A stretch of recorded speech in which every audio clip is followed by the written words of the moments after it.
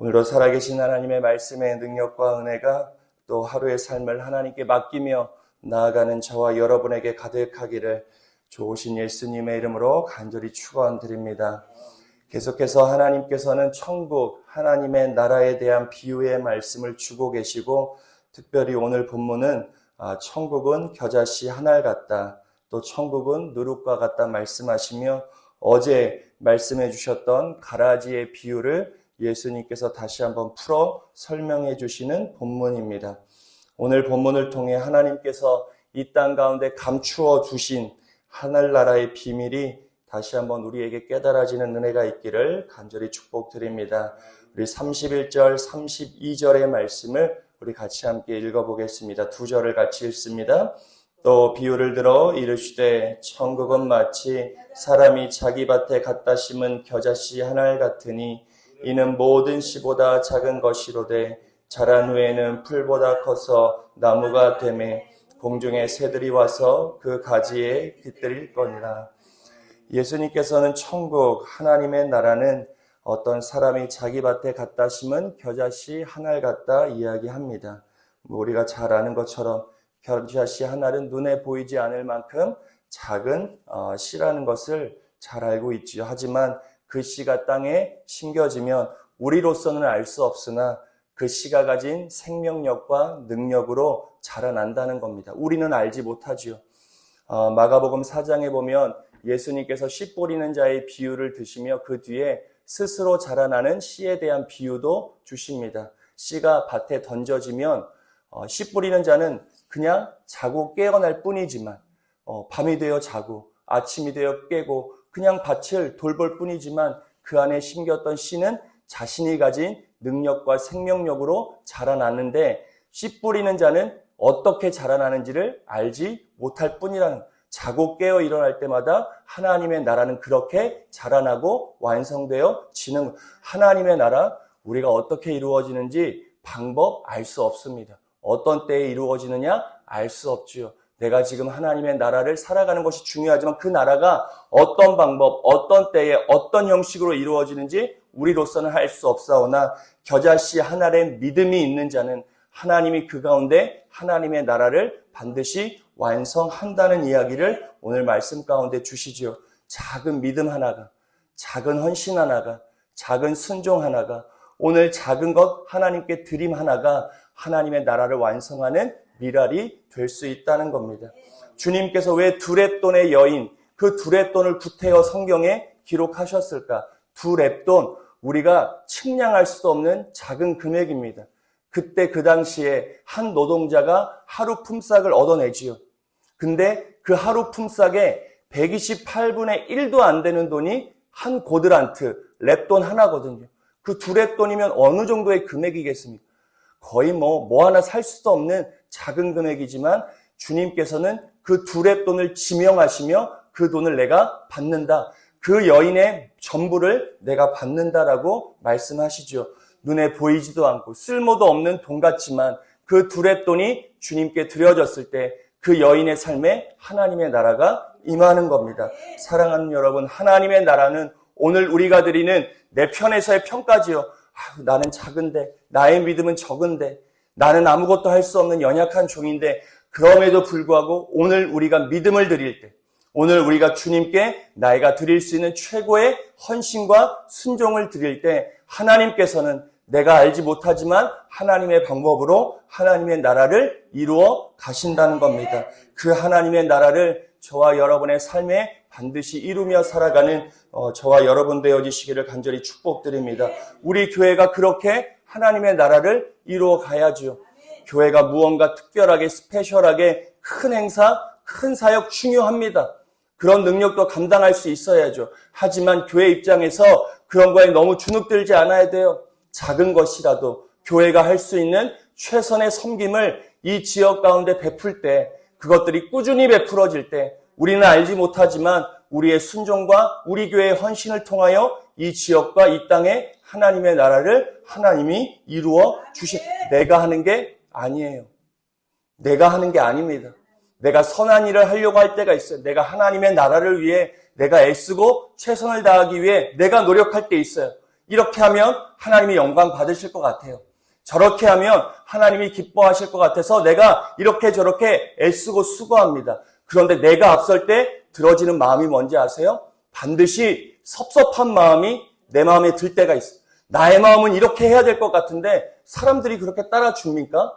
안 따라줘요. 내 마음 같지 않죠. 어떻게 모든 사람이 내 마음 같을 수 있겠습니까? 나는 이렇게 해야 된다고 생각하는데 이렇게 같이 해줄 수 있는 사람들이 따라오지 않을 때가 있어요. 내가 너무 앞서면 이 사람들이 이상하게 여겨지는 거예요.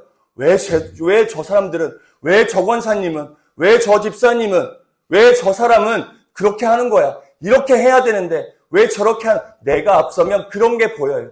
하지만 하나님이 하신다고 생각하면 받아들여지죠. 아, 그럴 수도 있지. 어려울 수 있지. 내가 연락하면 못 받을 수 있는 겁니다.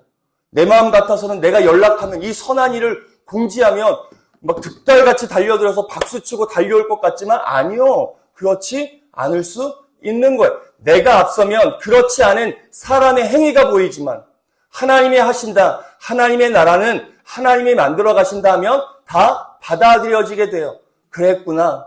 그럴 수 있구나. 사랑하는 여러분, 하나님의 나라를 기대하며 살아가는 저와 여러분이 그렇게 용납하고 품어주고 기다릴 수 있는 마음이 되시기를 좋으신 예수님의 이름으로 간절히 축원드립니다.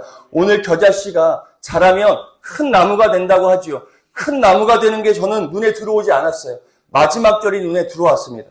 큰 나무가 돼요. 근데 그 다음에 어떤 말씀이 있어요? 공중에 새들이 와서 그 나무에 깃들인다는 거예요. 저는 오늘 말씀을 묵상하는데 그 끝절이 눈에 확 들어왔습니다. 공중의 새. 제가 1년 남짓 사택 앞에 나무 두고 살았잖아요. 매일 옥동환 권사님이 얼마나 잘 깨끗하게 쓸어주세요. 아침마다. 근데 오후가 되고요. 저녁이 되면요. 이놈의 새들이 나뭇가지를 막 어떻게 하는지 모르겠는데 밑에 나뭇가지가 수두거니 떨어져요. 나뭇잎도 떨어져요. 아유, 그 권사님이 쓸어주셨는데 그 새들이 와가지고 좀 놀다 보니까 얼마나 불필요한, 나무 입장에서 또 저 입장에선 새가 좀 안 왔으면 좋겠다는 생각이 들어지는 거예요. 제가 그 경험이 있어서 이 말씀이 눈에 들어왔는지 모르겠는데 공중의 새, 나무 입장에서 보면 불필요한 새일 수 있죠. 나무를 해치는 거일 수 있죠. 쪼아대고 열매도 먹어가고 감도 얼마나 새들이 쪼아 먹습니까? 새들은 나무 입장에서 열매를 빼앗아가는 존재일 수 있죠. 나무의 가지를 모르겠습니다. 새가 나무에게 이로운 점도 있었겠지만 제 눈에 볼 때는 그렇게 이롭기보다는 해롭게 하는 동물로 여겨지는데 그 새들이 나무에 와서 뭐 하고 있어요? 쉬어요. 하나님의 나라는 그런 나라예요. 내가 좋아하는 사람들, 내가 원하는 사람들, 나에게 필요한 사람들이 아니에요. 원수까지도 하나님의 나라의 품 안에서 쉬어가는 것이 하나님의 나라예요. 내가 만들어 하나님의 나라가 그런 나라가 될 수 있어야 돼요. 내 마음에 드는 사람, 내 말 잘 듣는 사람, 내 마음을 이해해주는 사람이 아니에요. 때로는 나를 이해 못하고 나를 힘들게 하는 사람도 내가 하나님의 은혜 가운데 이루어진 큰 나무 아래 함께 깃들여 살아갈 수 있는 나라가 우리가 완성해야 될 하나님은 그런 나라를 원하시죠. 의인만이 아닙니다. 오늘도 죄인을 찾아 나가시는 분이 우리의 하나님이세요. 그런 사람들이 우리 교회에 와서 쉴 수 있어야 되고 나의 그늘 안에서도 쉬어갈 수 있어야 돼요. 그러니 우리가 넉넉하고 큰 마음으로 늘 준비될 수 있고 하나님의 나라를 기다릴 수 있어야죠. 내 마음 같지 않다고 픽하고 내 마음 같지 않다고 어떤 사람을 내가 판단하여 정죄할 것이 아니라 그럴 수도 있지. 그랬구나. 마음이 힘들 수도 있지. 어려울 수도 있지. 못할 수도 있지. 그런 마음이 우리에게 있어야 하는 겁니다. 사랑하는 여러분, 이번 명절이 여러분들의 가정에 자녀들이 와서 편안하게 정말 얼마나 힘듭니까?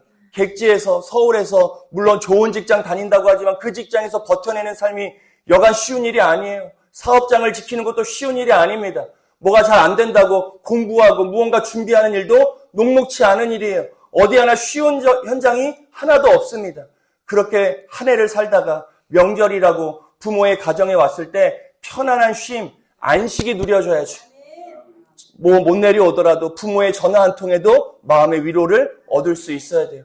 여기 계신 모든 우리 믿음의 성도님들의 이번 명절의 가정에 그런 영적인 선한 공기가 꼭 흘러가기를, 자녀들이 와서 지쳐서 왔지만 어머니가 해주는 밥 한 끼, 내가 건네는 말 한마디에 정말 세상에서 얻을 수 없는 위로와 힘을 얻어 다시 세상으로 나아갈 수 있어야죠. 그런 귀한 은혜가 여러분들의 명절의 시간 가운데 꼭 있게 되기를 좋으신 예수님의 이름으로 간절히 축원드립니다. 그리고 33절을 주시죠. 33절의 말씀도 같이 함께 읽어보겠습니다. 또 비유로 말씀하시되 천국은 마치 여자가 가루 서말 속에 갖다 넣어 전부 부풀게 한 누룩과 같으니라. 누룩 보이지 않지요. 하지만 보이지 않지만 밀가루 안에 딱 들어갔을 때 우리가 보이지 않지만 부풀어 오르며 모양도 이쁘게 만들 뿐만 아니라 맛도 내는 그런 소중한 역할을 하는, 천국은 그렇게 임해요. 보이지 않아요. 우리 눈에 절대 계산도 안 되고 보이지 않습니다. 하지만 오늘도 하나님은 하나님의 나라를 이루어 가시기 위해 삶의 곳곳에 누룩을 심어 놓으시며 하나님의 역사를 이루어 가세요. 하나님의 말씀이 누룩이지요. 하나님의 말씀이 지금 당장 드러나는 것 같지 않지만 그 말씀에는 생명력이 있어요. 운동력이 있어요. 우리가 상상할 수 없는 능력이 있어요. 그 하나님의 말씀 자체가 하나님의 때에 이 땅 가운데 하나님의 나라로 완성되어져 가는 거예요. 더 나아가 저와 여러분이 이 땅 가운데 하나님이 파송한 누룩이 돼야 돼요. 저와 여러분이 그런 누룩이 돼야죠. 우리가 있는 곳에 세상의 빛과 소금의 역할도 하지만 우리가 누룩이 되어 우리가 있는 곳마다 하나님의 나라를 이루어갈 수 있는 저와 여러분이 누룩되어지는 삶이 될 수 있어야 된다.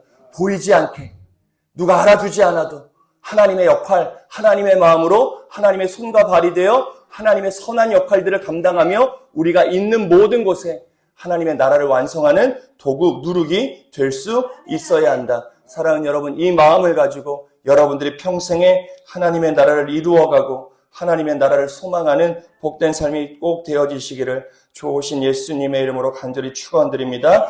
그리고 36절 이하에 보면 예수님께서 무리를 떠나 집에 들어가는데 제자들이 따라 들어가 가라지의 비유의 말씀을 우리에게 설명해 줄 것을 말씀하십니다. 그러면서 예수님의 말씀이 37절, 38절, 39절 주어지는데요. 우리 이 말씀을 같이 함께 읽어보겠습니다. 37절, 38절, 39절, 40절까지 조금 길지만 천천히 같이 함께 읽어보겠습니다. 대답하여 이르시되 좋은 씨를 뿌리는 이 인자요 밭은 세상이요 좋은 씨는 천국의 아들들이요 가라지는 악한 자의 아들들이요 가라지를 뿌린 원수는 마귀요 추수때는 세상 끝이요 추수꾼은 천사들이니 그런즉 가라지를 거두어 불에 사르진 것이 세상 끝에도 그러하리라. 가라지의 비유를 말씀하시며 하나님의 비유가 무엇을 의미하는지 하나하나 다 설명하는데 이건 우리가 다 잘 아는 것이지요. 이것을 통해 우리가 깨달아야 하는 것, 세상은 녹록지 않다는 것을 주님이 분명하게 얘기하시는 거예요. 너희들이 파송되어 살아가는 이 땅, 우리가 하나님의 나라를 일구어가는 이 땅은 영적 전쟁의 현장임을 주님이 분명하게 알려주세요. 가라지가 있다는 거예요. 원수의 마귀, 가라지, 악한 자들의 아들들이 있고 그것을 뿌리는 원수, 마귀가 이 땅 가운데 반드시 있다는 것을 예수님이 얘기하시며 제자들에게 현실을 보여주시는 것이죠. 우리가 그런 영적 현실, 우리가 살아가는 실제의 삶을 우리가 분명하게 인식하며 살아가야 됩니다. 성도의 삶은 영적 전쟁의 현장이에요. 우리가 예배하고 마치고 돌아가는 우리의 모든 삶의 자리에는 영적 전쟁이 있어요. 나 홀로 살아가는 나 혼자의 자리에서도 영적 전쟁이 주어져요. 내가 기도하려고 영적으로 무언가 살려고 하고 선하게 무언가 살려고 하면 내 마음을 격동케 하는 악한 영적 공격이 내게 몰려올 때가 있고 그거를 인식하며 살아갈 것을 하나님께서 말씀하시는 겁니다. 선과 악이 섞여 존재하는 거예요. 하나님의 나라는 하나님의 생명력을 가진 씨로 인하여 자라나지만 그것을 방해하는 악한 세력 가라지도 함께 자라고 있다는 것을 너희가 분명히 알고 그 영적 전쟁에서 승리할 수 있어야 된다는 것을 말씀하시죠. 하지만 이 말씀으로 끝내지 아니하고 주님께서 주시는 말씀이 있어요. 41절, 42절이지요. 우리 같이 함께 읽어보겠습니다. 인자가 그 천사를 보내리니 그들이 그 나라에서 모든 넘어지게 하는 것과 또 불법을 행하는 자들을 거두어내어 풀무불에 던져 넣으리니 거기서 울며 이를 갈게 되리라. 하나님의 나라를 소망하고 영적 전쟁이 있음을 알고 매일같이 하나님의 나라를 갈망하며 살아가는 성도에게 하나님께서 이 말씀을 주시는 것은 경고 심판의 말씀이 아니라 위로와 소망의 말씀이에요. 가라지, 마지막에 반드시 하나님이 심판하시는 때가 있다. 그러니 너희가 실망하거나 낙심하거나 너희가 성급하게 그것을 자르고 재단하고 판단하지 않아도 된다. 사랑하는 자녀야, 나를 믿고 마지막 때를 신뢰하며 하나님의 때를 인정하며 오늘 영적 전쟁에서 승리할 것을 우리에게 말씀해 줍니다. 성도들이 세상에서 살아가면서 이걸 제대로 깨닫지 못하면 조금만 힘들고 어렵고 자그마한 가라지 앞에 어떻게 해요? 낙심해요. 다 포기해요. 믿음 붙들어봤자 소용없구나. 내가 좀 믿었는데 이런 일이 나에게 닥쳐와. 내가 좀 잘 살아보려고 했는데, 내가 좀 믿음 생활 잘해보려고 했는데 예상치 못한 어려움이 왔을 때 이 실체를 깨닫지 못하면 어떻게 돼요? 넘어져요. 낙심해요. 믿어봤자 다 소용없구나. 때로는요, 어떤 삶이 딱 다가오면 인내하고 견디고 버텨내야 되는데 내 기질과 성격대로 끊어낼 때가 있어요. 이건 내 성격대로 딱딱 끊어내고 판단하고 재단하고 내가 다 확정지어버릴 때가 있어요. 주님께서 하셔야 될 일인데, 주님께서 만들어 가시고 완성하셔야 될 일인데, 주님께서 예레미야에게 하신 말씀이 무엇입니까? 일을 시작하시고 일을 진행하시고 일을 완성해내신 하나님을 신뢰하며 예레미야에 너는 무엇하라? 너는 부르짖어라. 내가 내게 응답하겠고 내가 알지 못하는 크고 은밀한 일을 내게 보이겠다. 역사를 주관하신 하나님을 신뢰해야 인내하며 부르짖지요. 하나님을 신뢰하지 못하면 어떤 반응이 드러나요? 내 마음대로 하는 거예요. 내 성격대로 끊어내는 거예요. 내 생각대로 선을 그어요. 내 생각대로 내 울타리를 만듭니다. 내 생각대로 재단하고 판단해요. 저 사람은 저런 사람이야. 저 사람이 하는 말은 다 거짓말이야. 저 사람은 마음에도 없는 얘기를 지금 하고 있는 거야. 내가 다 판단합니다. 이 사실을 알지 못하면 이 마지막 때에 이루어질 하나님의 나라, 하나님이 하실 일을 우리가 신뢰하지 못하면 번번이 낙심해요. 번번이 성급함을 보일 때가 있는 거예요. 사랑하는 여러분, 41절, 42절 마지막 순간 하나님께서 하실 일을 우리가 기대하고 소망한다면 오늘의 삶을 믿음으로 견디고 버티어 하나님의 나라를 바라보는 저와 여러분 되어지시기를 좋으신 예수님의 이름으로 간절히 축원드립니다. 그런 시간이 돼요. 명절도 그런 시간이죠. 명절 때 가족들이 모이면 어떻게 좋은 일만 있을 수 있습니까? 때로는 불편한 이야기가 오고 갈 때가 있고 때로는 내 마음 같지 않은 일들이 있지만 그 가운데에서도 내가 낙심하거나 성급하게 굴 것이 아니라 하나님의 나라를 소망하며 그 순간도 믿음으로 견뎌낼 수 있어야 돼요. 그 순간도 믿음의 반응을 우리가 보일 수 있어야 돼요. 내가 순간적으로 무슨 말이 나오려고 하더라도 하나님을 소망하고 마지막 때를 기대하며 하나님의 믿음을 가지고 축복과 격려의 말을 내뱉을 수 있는 사람이 저와 여러분이 되어야죠. 하나님께서 어떻게 하신다는 겁니까? 그렇게도 하시지만 43절 의인 하나님의 성도의 삶을 어떻게 하시겠다고요? 43절의 말씀을 마지막으로 같이 읽겠습니다. 그때의 의인들은 자기 아버지의 나라에서 해와 같이 빛나리라. 귀 있는 자들을 들을지라. 하나님께서 그때를 알지 못하는 악한 사단에게 가라지는 하나님이 다 풀무불에 던져 심판하시는 때가 반드시 오지요. 하나님이 모든 것들을 정리하시는 때가 와요. 그리고 인내로 하나님이 믿음의 인내로 믿음의 삶을 살아낸 하나님의 자녀 의인들은 하나님의 나라의 집에서 해같이 빛나는 삶으로 하나님이 반드시 세워 주시겠다. 사랑하는 여러분, 그때까지 저와 여러분이 믿음으로 인내하고 믿음으로 견디는 삶을 살아가시기를 좋으신 예수님의 이름으로 간절히 축원드립니다. 주님, 언제까지 이 믿음을 지켜야 됩니까? 주님, 언제까지 내가 참아야 돼요? 하나님의 집에서 우리가 하나님의 해같이 빛나는 그때까지요. 내가 빛나는 삶이 아니라 하나님이 나를 빛나게 해주시는 그때까지, 언제인지 알 수 없어요. 그때까지 우리 믿음으로 견디고 버티어내며 살아갈 수 있어야 됩니다. 쉽지 않아요.